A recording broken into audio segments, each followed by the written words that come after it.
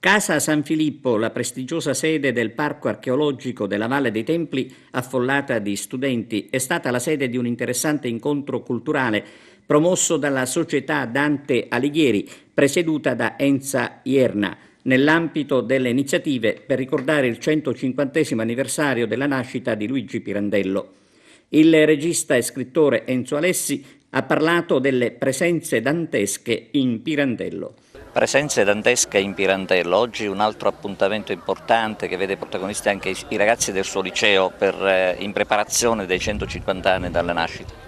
Sì, diciamo che vede oggi impegnati non solo i ragazzi del liceo scientifico e linguistico Leonardo, ma molti ragazzi di altre scuole. Infatti la società Dante Alighieri, il comitato di Agrigento, ha invitato le scuole a essere presenti oggi a questo incontro, ma principalmente anche ad individuare delle frasi di autori italiani particolarmente significative o che hanno colpito il loro interesse.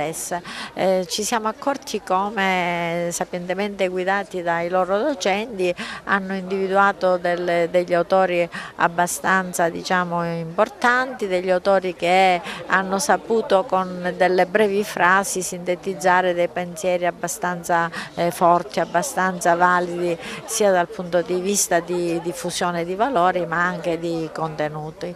Evidentemente questo confronto, anche questo stare insieme, fa parte degli obiettivi che noi come società Dante Alighieri ci proponiamo, che è quello di diffondere la cultura e la lingua italiana. Evidentemente questo luogo anche prestigioso del parco archeologico coniuga bene quelli che sono le nostre finalità. Ho fatto una relazione ispirandomi a un convegno che venne realizzato nel 1994 a Toronto, dove illustri professori non fecero altro che dimostrare come Pirandello si fosse ispirato a molti passaggi della Divina Commedia, sia nelle sue poesie, sia in alcuni racconti e anche in alcune opere teatrali. E indubbiamente ci sono frasi che sono uguali, anche se in un contesto diverso rispetto a quello di Dante. Ma poi anche un percorso in cui si dimostra che Pirandello guarda molto al suo territorio, ai valori che vengono dal suo territorio, i collegamenti anche con Carducci, i collegamenti con altri autori contemporanei, ma anche con autori stranieri come William Shakespeare. Un sito interessante, suggestivo per una manifestazione interessante. Sì, è vero.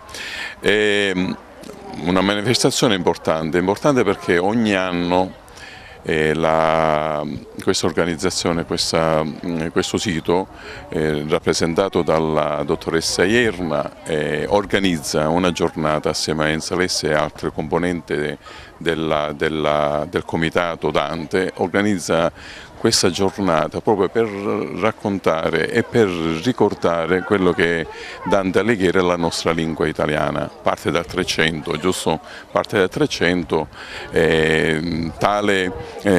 bisogna dire ai nostri giovani che prima di imparare l'inglese, di imparare il francese, l'arabo, bisogna conoscere l'italiano. Senza l'italiano non si può sicuramente andare avanti. I nostri ragazzi sono molto attenti.